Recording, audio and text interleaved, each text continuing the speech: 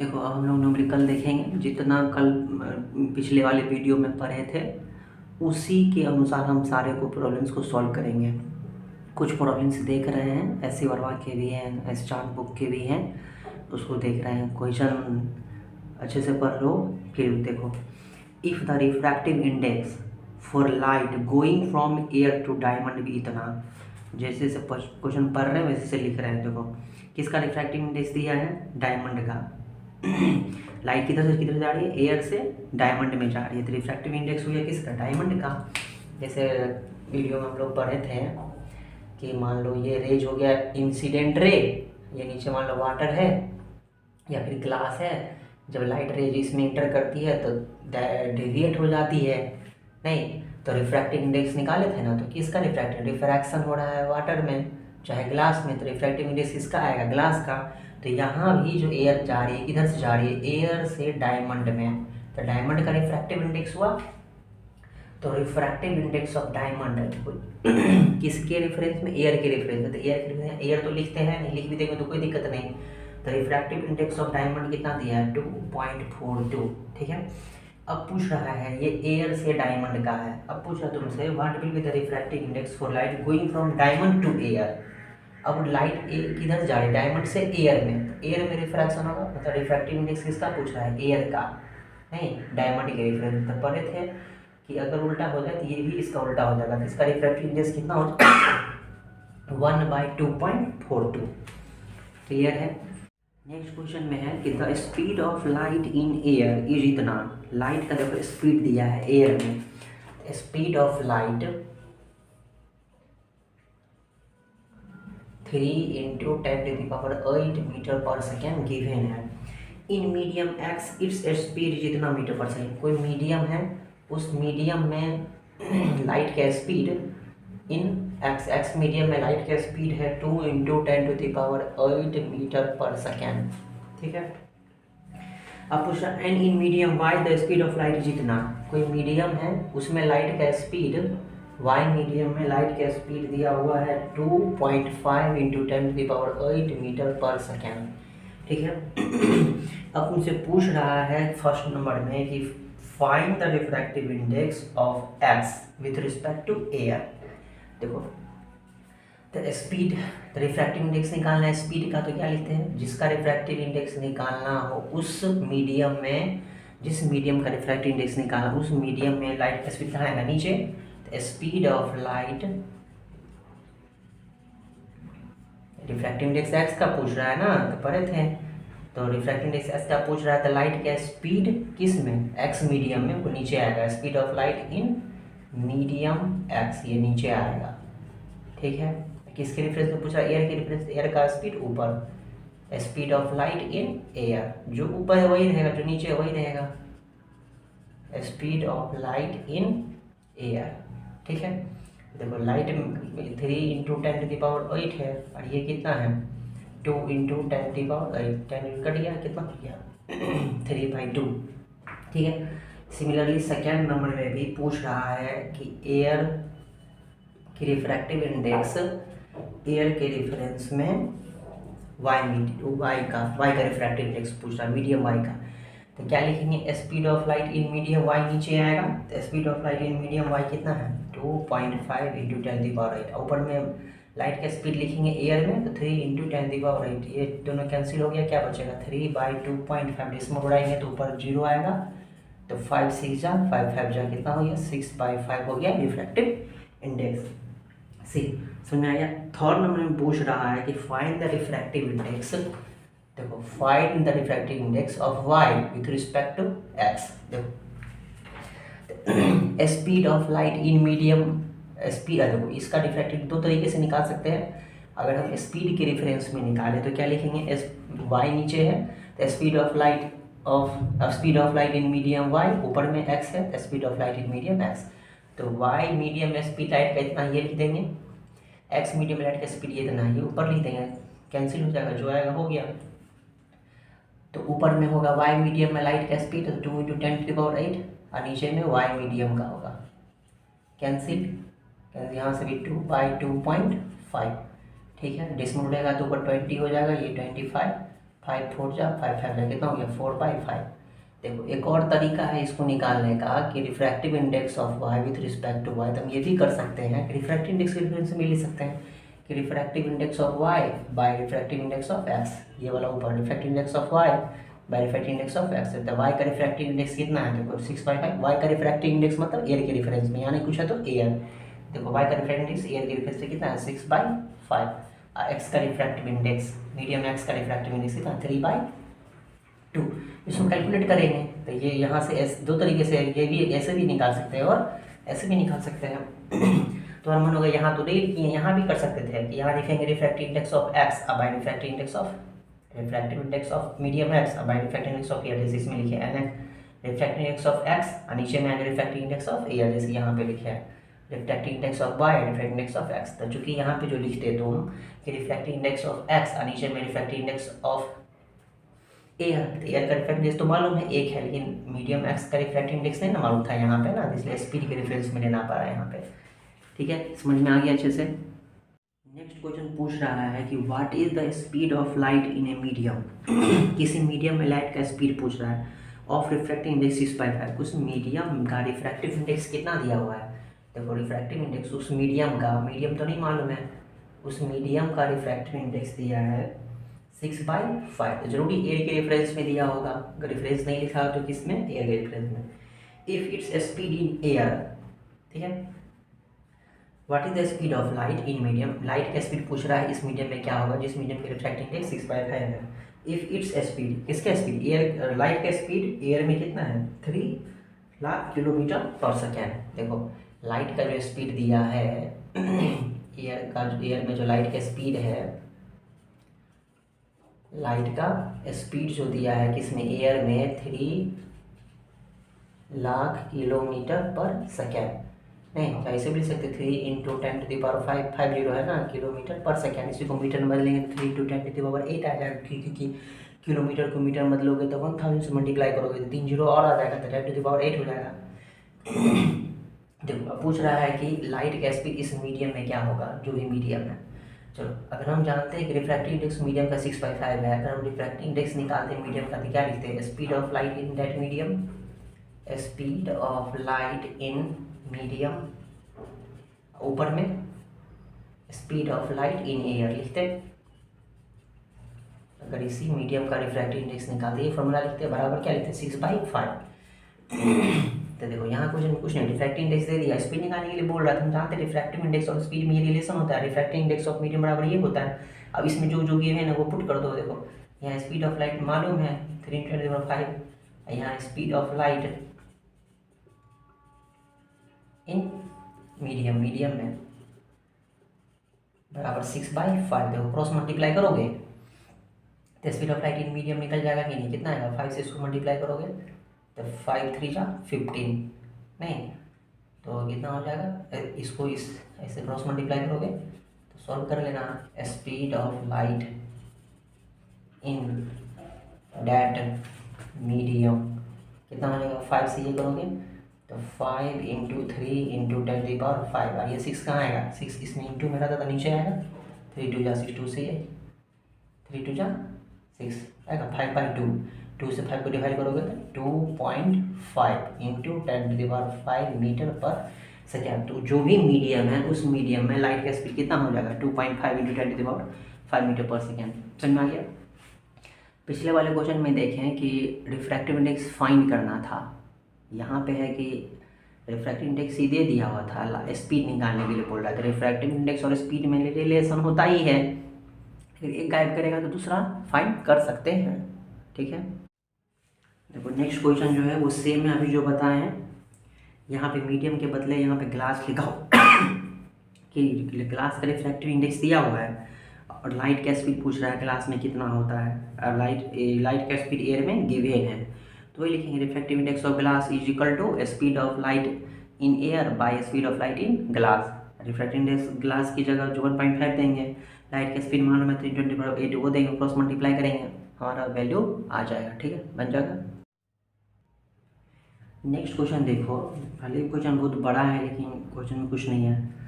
कल भी पढ़े थे कि जिसका रिफ्रैक्टिव इंडेक्स ज़्यादा होता है उसमें वो डेंसर वो ज़्यादा डेंसर होता है ना, उसकी डेंसिटी ज़्यादा होगी, वो डेंसर मीडियम होगा।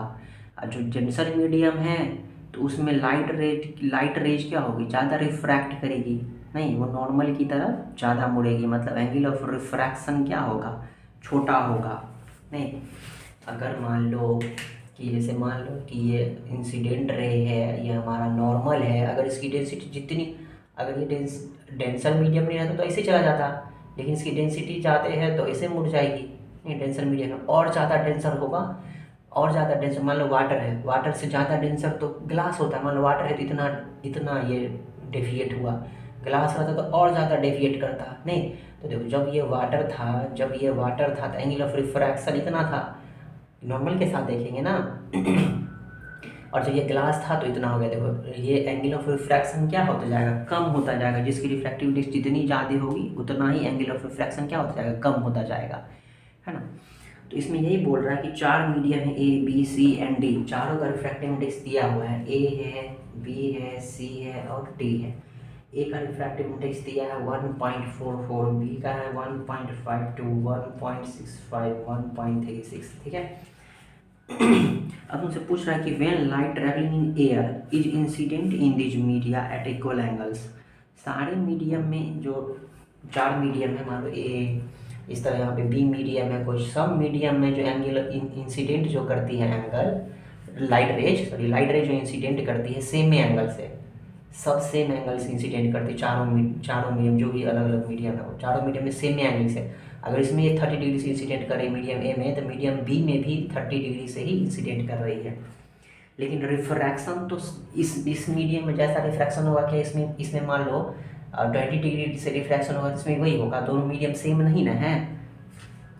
तो बोल रहा है तो कि at equal angles the angle of refraction will be minimum, angle of refraction किस में मिनिमम होगा, देखो जो जितना ज़्यादा डेविएट करेगा उसमें एंगल ऑफ रिफ्रैक्शन उतना ही कम होगा। तो डेविएशन ज़्यादा किस में होगा, वो ज़्यादा कम मुड़ेगा, जिसका रिफ्रैक्टिव इंडेक्स ज़्यादा होगा उस पर डेंसर ज़्यादा होगा।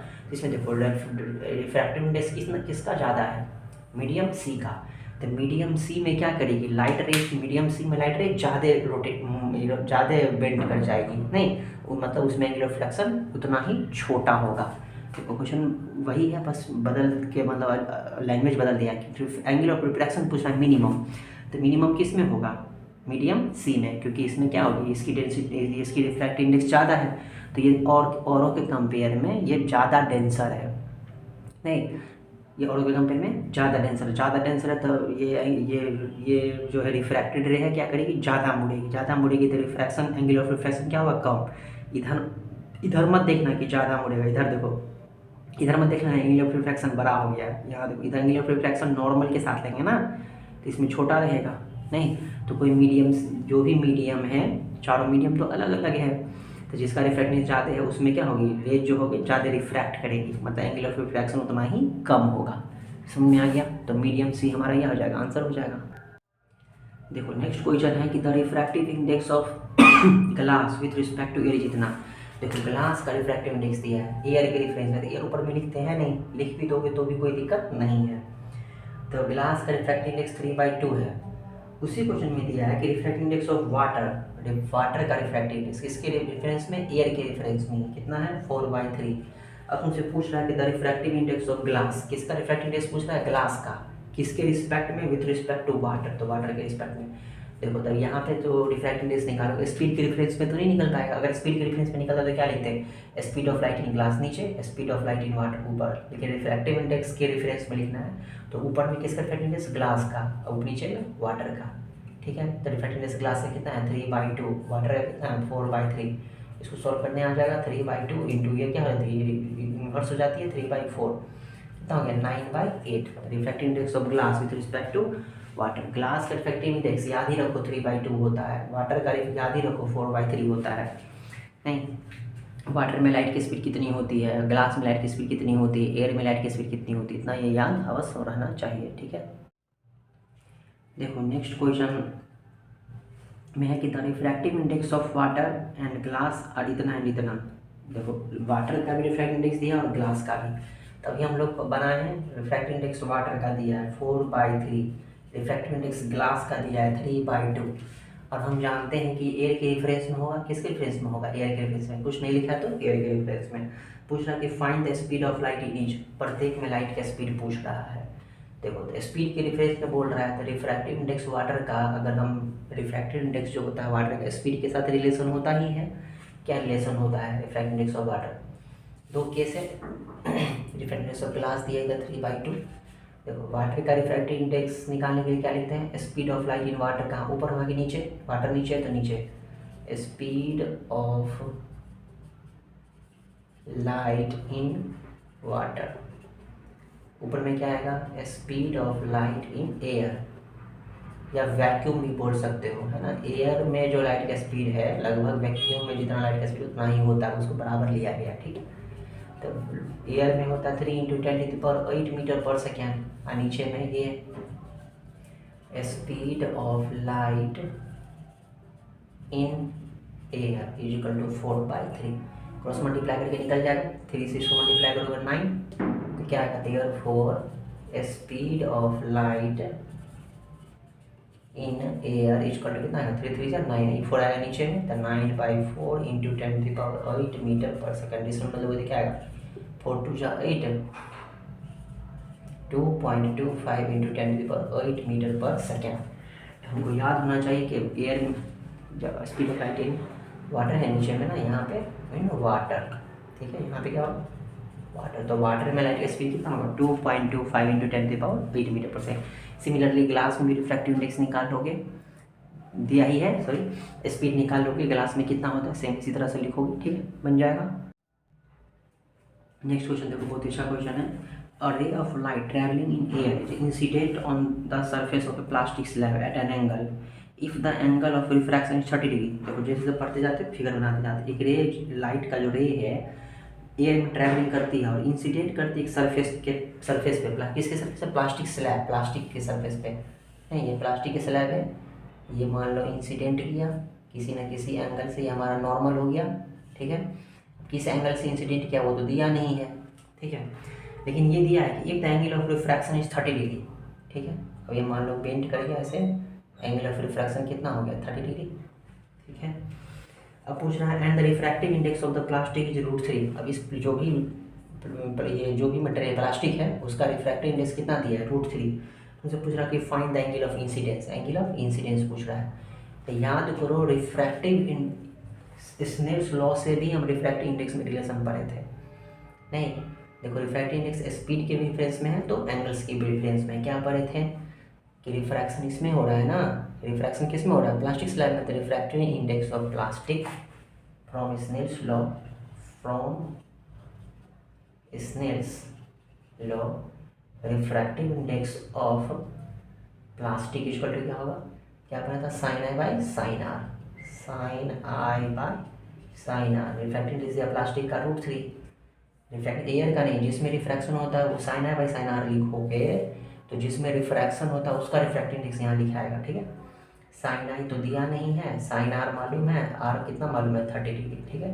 तो √3 is equal to sin i, sin 30 degree कितना होता है, 1/2, तो यहाँ √3 बराबर 2 ऊपर चला जाएगा, 2 sin i बाई नीचे में क्या बचेगा 1 ना, तो 1 नहीं लिखते हैं, 2 sin i, तो इधर ट्रांसपोज करो, √3/2 बराबर sin i, √3/2 किसका वैल्यू होता है, sin 60 डिग्री का, sin 60 डिग्री बराबर sin i, देयरफॉर i कितना हो गया 60 डिग्री, ट्रिग्नोमेट्री पर है तो इस तरह से ना, तो ये i हमारा कितना होगा 60 डिग्री, एंगल ऑफ इंसिडेंस कितना हो जाएगा 60 डिग्री, ठीक है। देखो नेक्स्ट उससे अच्छा क्वेश्चन है, दिया है कि a ray of light travelling in air falls on the surface of a transparent material at an angle of 45 degree to the normal. एक रे जो इंसिडेंट करती है और 45 डिग्री एंगल बनाती है किसके साथ, नॉर्मल के साथ, नहीं, तो मान लो ये सरफेस है, यहाँ पे ये रे स्ट्राइक किया, ये नॉर्मल हो गया, ये 45 डिग्री के साथ स्ट्राइक किया, ठीक है, ये हमारा लाइट रेज है, ये हमारा कोई सरफेस है, मान लो कोई सरफेस है, ट्रांसपेरेंट मटेरियल है, तो वाटर की तरह ट्रांसपेरेंट मटेरियल इसे बना देते हैं, ठीक है। मान लो कोई मटेरियल है, ग्लास है, स्लैब है, कुछ भी है। अब बोल रहा है if bends by 15 degree after refraction, देखो एंगल ऑफ रिफ्रैक्शन नहीं दिया ये 15 डिग्री, ये बोल रहा है कि आफ्टर रिफ्रैक्शन के बाद ये 15 डिग्री बेंट कर जाती है। देखो एंगल ऑफ रिफ्रैक्शन मान लो ये इसमें इंटर किया तो इसे बेंट करेगी ना, तो ये एंगल ऑफ रिफ्रैक्शन नहीं दिया 15 डिग्री बेंट कर जाती है, मतलब फिर 15 डिग्री झुक जाती है, मतलब डेविएट कर जाती है। मतलब ये रे को ऐसे जाना चाहिए था, रे को ऐसे जाना चाहिए था, लेकिन ये ऐसे ना जा करके 15 डिग्री क्या की है, ये बेंट कर गई, डेविएट हो गई। तो ये हमारा 15 डिग्री दिया, ये जाना चाहिए था इसको ऐसे, लेकिन 15 डिग्री क्या करती, बेंड कर दी। ये एंगल ऑफ रिफ्रैक्शन नहीं दिया है, ये हमको एंगल ऑफ रिफ्रैक्शन नहीं पता है। तो 15 डिग्री क्या कर जाती है, ये बेंड कर जाती है, डेविएट कर जाती है। तो इधर लिखेंगे 15 डिग्री, क्वेश्चन पे ध्यान दोगे। देखो रे को इसे जाना चाहिए था, लेकिन रे क्या की 15 डिग्री मुड़ गई, तो 15 डिग्री इधर ना लिखेंगे, इधर ना होगा, ठीक है। अब आगे बोल रहा है कि find the refractive index of the material. Refractive index पूछ रहा है मटेरियल का, इस मटेरियल का रिफ्रैक्टिव इंडेक्स। अब यहाँ देखो एंगल ऑफ रिफ्रैक्शन तो नहीं दिया है, अगर मान लो ये ऐसे 45 डिग्री एंगल बनाई नॉर्मल के साथ और ऐसे सीधे निकल जाती तो ये टोटल एंगल कितना होता, 45 डिग्री ही होता ना, नहीं, क्योंकि देखो ऐसे है लाइन और ये सरफेस है, देखो ये 45 डिग्री है यहाँ पे ऐसे, तो अगर इधर 45 डिग्री बनता तो इधर भी 45 डिग्री बनता, अल्टरनेट ये अब वर्टिकली एंगल्स, ठीक। लेकिन ये ऐसे तो नहीं आती, ऐसे आ जाती है, ठीक है। तो ये पूरा एंगल 45 डिग्री होगा कि नहीं, ये सीधी लाइन है, ये भी सीधी लाइन है, तो आमने सामने के एंगल्स बराबर होंगे, ये पूरा 45, इधर भी 45, ठीक है। ये पूरा 45 ऐसे रहती नहीं, तो ये वर्टिकल एंगल्स बराबर होते हैं ना, तो ये 45 इधर पूरा 45 होगा ना, नहीं होगा ना। तो ये यहाँ तक 15 डिग्री है, तो यहाँ से यहाँ तक कितना डिग्री हो गया, 30 डिग्री हुआ कि नहीं। तो एंगल ऑफ रिफ्रैक्शन कितना हो गया, 30 डिग्री। तो एंगल ऑफ इंसिडेंस जो है 45 डिग्री है, तो एंगल ऑफ रिफ्रैक्शन जो हुआ कितना होगा, 45 डिग्री में से 15 डिग्री वो बेंड कर गई, तो कितना डिग्री बचा, 30 डिग्री बचा, नहीं। अब रिफ्रैक्टिव इंडेक्स पूछ रहा है ग्लास इस मटेरियल का, तो रिफ्रैक्टिव इंडेक्स जो होगा मटेरियल का क्या होगा, साइन आई, तो sine 45 degree by sine r, तो साइन 30 डिग्री। साइन 45 जानते हैं 1/√2, साइन 30 जानते हैं 1/2, इसको सॉल्व करो, 1/√2, 1/2 है तो पलट के क्या हो जाएगा 2/1, तो कितना बचेगा 2/√2, रेशनलाइज कर दोगे √2/√2, नहीं तो क्या बचेगा 2√2 बाय नीचे क्या √2 मल्टीप्लाई करोगे तो 2 से 2 कैंसिल, क्या बचेगा √2। तो रिफ्रैक्टिव इंडेक्स कितना हो गया इस मटेरियल का, √2। क्लियर है, कोई दिक्कत है इसमें। नेक्स्ट क्वेश्चन है कि light is incident on A clear plastic block, कोई ब्लॉक है प्लास्टिक का, उस पर लाइट इंसिडेंट करती है 45 डिग्री एंगल से, इंसिडेंट करती है 45 डिग्री एंगल से, तो इंसिडेंट करती है, तो एंगल ऑफ इंसिडेंस मान लो ये प्लास्टिक का कोई स्लैब है, तो एंगल ऑफ इंसिडेंस हमारा कितना हो गया 45 डिग्री, ठीक है। अब आगे बोल रहा है कि the speed of light in the plastic is c/√2, इसमें जो प्लास्टिक में लाइट की स्पीड है c/√2। Where c is the speed of light in vacuum, जो c किसको रिप्रेजेंट कर रहा है, speed of light in vacuum की। वैक्यूम में लाइट का स्पीड तो पता है 3 × 10⁸ मीटर पर सेकेंड, मतलब c कितना है 3 × 10⁸ मीटर पर सेकेंड, ठीक है। Find the angle of refraction, अब ये इस प्लास्टिक स्लैब में आएगी तो बेंड करेगी, तो मुझसे पूछ रहा है एंगल ऑफ रिफ्रैक्शन। देखो एंगल के रेफरेंस में पूछ रहा है तो स्नेल्स लॉ ही लगेगा कि हम जानते हैं कि इस प्लास्टिक का रिफ्रैक्टिव इंडेक्स अगर निकालेंगे, इस प्लास्टिक का रिफ्रैक्टिव इंडेक्स तो क्या लिखेंगे साइन आई, तो साइन 45 डिग्री है बाई साइन आर लिखेंगे। अब देखो अब इधर मान लो साइन 45 मालूम है 1/√2, साइन आर नहीं मालूम है, इधर कुछ मालूम रहता तब तो ये साइन आर निकलता। तो देखो इधर अब क्या लिखेंगे, कुछ वैल्यू तो दिया नहीं है, तो अब देखो रिफ्रैक्टिव इंडेक्स प्लास्टिक का एक और फॉर्मूला तो होता है, स्पीड दिया है तो स्पीड के रेफरेंस में क्या चाहिए, प्लास्टिक का रिफ्रैक्टिव इंडेक्स किसके रेफरेंस में, एयर के रेफरेंस में। तो स्पीड में लिखेंगे तो क्या लिखेंगे, speed of light in plastic कहाँ है नीचे, speed of light in plastic, तो speed of light in plastic कितना है c/√2। नहीं, रिफ्रैक्टिव इंडेक्स किसी का होता है ना, किसी का refractive index speed of light in air by speed of light in that medium, किसी भी मीडियम में हम रिफ्रैक्टिव इंडेक्स निकालेंगे तो speed of light in air by speed of light in that medium. तो उसी तरह इस प्लास्टिक में हम रिफ्रैक्टिव इंडेक्स निकाल रहे हैं, तो प्लास्टिक में जो रिफ्रैक्टिव इंडेक्स आएगा वो नीचे, और जो लाइट का स्पीड होगा एयर में वो ऊपर। तो लाइट का स्पीड एयर में कितना है c दिया क्वेश्चन में, कि speed of light in air is c, और speed of light in plastic is c/√2, ये बाई है c बाई सी। आइए रूट 2 कहाँ चला जाएगा, ऊपर, ठीक है, कैंसिल से क्या बचेगा यहाँ, इधर क्या लिखा हुआ है 1/√2। आई 1/√2 को सॉल्व करोगे तो 1/√2 कहाँ आएगा, नीचे। अब देखो इधर क्या बचा, √2 बराबर 1/√2 साइन आर। साइन आर कहाँ लिखा हुआ है, नीचे में। क्रॉस मल्टीप्लाई करो, √2 को रूट नीचे कुछ नहीं तो 1 करो, √2 को √2 से मल्टीप्लाई करोगे तो 2 साइन आर बराबर 1। तो यहाँ से साइन आर बराबर 1/2। 1/2 किसका वैल्यू होता है, साइन 30 डिग्री का, नहीं तो साइन आर बराबर साइन 30, देयरफॉर आर बराबर 30 डिग्री। तो हमारा एंगल ऑफ रिफ्रैक्शन कितना हो गया, 30 डिग्री। तो इस तरह डिफरेंट टाइप के रिफ्रैक्टिव इंडेक्स से रिलेटेड क्वेश्चंस देखते हैं, उससे इससे ज़्यादा रिफ्रैक्टिव इंडेक्स कुछ नहीं आएगा। ये एस सी वर्मा के प्रॉब्लम से जब ये रिफ्रैक्टिव इंडेक्स अच्छे से सॉल्व हो रहे हैं तो और भी कुछ भी क्वेश्चन आएगा इसी टाइप का आएगा, सारा इसी तरह से बना सकते हो, ठीक है। नेक्स्ट देखते हैं, फिर से इजी क्वेश्चन पूछ रहा है कि find the refractive index of air. किसका रिफ्रैक्टिव इंडेक्स पूछ रहा है, एयर का। किसके रेफरेंस में, with respect to water, water के रेफरेंस में पूछ रहा है। तो देखो क्वेश्चन कुछ गिवन है कि रिफ्रैक्टिव इंडेक्स ऑफ वाटर कितना, 4/3। देखो रिफ्रैक्टिव इंडेक्स ऑफ वाटर किसके रेफरेंस में होगा, नहीं कुछ लिखा तो एयर के रेफरेंस में ही होगा, पहले पढ़ चुके हैं। देखो वाटर का रिफ्रैक्टिव इंडेक्स दिया 4/3, अब एयर का रिफ्रैक्टिव इंडेक्स पूछ रहा है वाटर के रेफरेंस में, एक दूसरे का इन्वर्स है नहीं थे, तो इसका जो रिफ्रैक्टिव इंडेक्स भी एक दूसरे का क्या हो जाएगा, इन्वर्स हो जाएगा। 4/3 है, क्या हो जाएगा 3/4, ठीक है, समझ में आ गया। नेक्स्ट क्वेश्चन में बोल रहा है कि और डायमंड, ब्रैकेट में लिखा है n 2.42, मतलब रिफ्रैक्टिव इंडेक्स दिया डायमंड का। तो डायमंड का रिफ्रैक्टिव किसके रेफरेंस में होगा, एयर के रेफरेंस में। 2.42 is dipped in a liquid, एक लिक्विड में डिप्ट किया जाता है जिसका refractive index of refractive index 1.4। उस लिक्विड का रिफ्रैक्टिव इंडेक्स कितना है, 1.4। ये एयर के रेफरेंस में होगा, कुछ नहीं लिखा है। तो find the refractive index of diamond, तो किसका रिफ्रैक्टिव इंडेक्स पूछ रहा है, डायमंड का, with respect to the liquid, उस लिक्विड का। देखो तो रिफ्रैक्टिव इंडेक्स निकालना है डायमंड का लिक्विड के रेफरेंस में, और रिफ्रैक्टिव इंडेक्स दिया हुआ है, नहीं तो रिफ्रैक्टिव इंडेक्स डायमंड का क्या लिखेंगे, रिफ्रैक्टिव इंडेक्स डायमंड का ऊपर और रिफ्रैक्टिव इंडेक्स लिक्विड का नीचे। रिफ्रैक्टिव इंडेक्स डायमंड का 2.42 और लिक्विड का 1.4। देखो 3 तरीके से हम रिफ्रैक्टिव इंडेक्स निकाल रहे हैं। जब किसी का रिफ्रैक्टिव इंडेक्स निकालना और रिफ्रैक्टिव इंडेक्स से दिया रहे तो ऐसे स्पीड के रेफरेंस में भी, नहीं अगर मान लो स्पीड के रेफरेंस में लिखते तो क्या लिखते हैं, देखो स्पीड के रेफरेंस है speed of light in that liquid, liquid ऊपर में तो ये ऊपर में, speed of light in diamond नीचे में, speed of light in diamond ऊपर में, speed of light in liquid, ठीक। यही अगर हम लिखते हैं एंगल के रेफरेंस में, तो जिस मीडियम में रिफ्रैक्शन हो रहा है उस मीडियम का रिफ्रैक्टिव इंडेक्स बराबर sine i by sine r, जैसे भी पिछले वाले क्वेश्चन में देखे हैं, ठीक है। अब जो भी प्रॉब्लम्स है अपने किसी भी बुक से बनाने की कोशिश करोगे और जो डाउट है वो क्वेश्चंस कमेंट में सेंड करोगे, ठीक है।